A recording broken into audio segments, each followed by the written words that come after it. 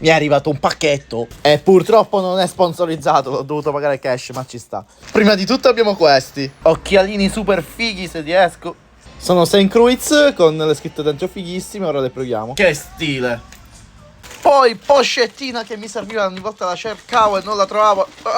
Troppo figa, questa è la spray ground, mi serviva proprio. Poi l'ultimo, il pezzo grosso. Ta-tan!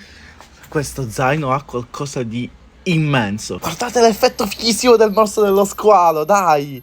No, per me merita tutto.